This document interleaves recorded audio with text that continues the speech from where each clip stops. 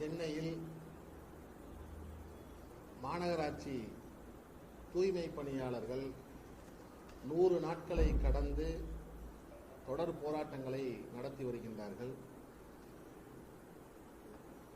திராவிட முன்னேற்றக் கழகம் ஆட்சி அமைப்பதற்கு முன்னால் தூய்மை பணியாளர்களை நிரந்தர பணியாளர்களாக ஆக்குவோம் என்ற வாக்குறுதியை நிறைவேற்றாமல் ஒரு தனியார் நிறுவனத்திற்கு தூய்மை பணியை ஒப்படைத்திருக்கின்றது.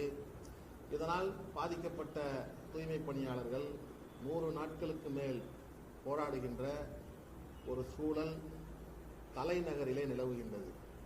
உடனடியாக அவர்களை அழைத்து சென்னை மாநகராட்சியும் தமிழக அரசாங்கமும் பேச்சுவார்த்தை நடத்தி மீண்டும் அவர்களை பணியில் சேர்க்கக்கூடிய செயலை செய்ய வேண்டும் என்று மனிதநேய ஜனநாயக கட்சி சார்பிலே கேட்டுக்கொள்கின்றோம். அதேபோல திமுக ஆட்சிக்கு வருவதற்கு முன்னால் சிறையில் இருக்கும் ஆயுள் சிறைவாசிகள், அதாவது முஸ்லிம் ஆயுள் சிறைவாசிகள் விடுதலை செய்யப்படுவார்கள் என்ற வாக்குறுதியை முதலமைச்சர் ஸ்டாலின் அவர்கள் வழங்கினார்.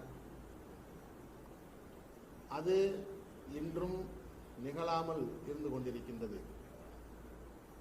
கோர்ட் உத்தரவு மூலம் கடந்த 2 ஆண்டு காலமாக ஆயுள் சிறைவாசிகள் பரோலிலே இருந்து வருகின்றார்கள்.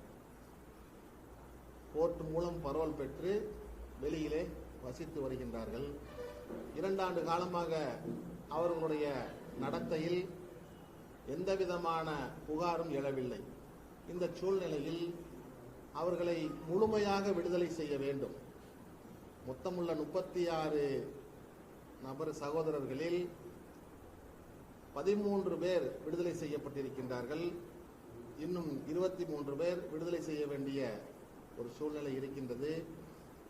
மீண்டும் மீண்டும் அவர்கள் நீதிமன்றத்திற்கு சென்று பரோல் வாங்கி இருக்கக்கூடிய ஒரு சூழ்நிலையில் அவர்கள் வாழ்ந்து கொண்டிருக்கின்றார்கள். தேர்தல் நேரத்திலே கொடுத்த வாக்குறுதியின் அடிப்படையிலே அவர்களை முழுமையாக விடுதலை செய்ய வேண்டும் என்று கேட்டுக்கொள்கின்றோம்.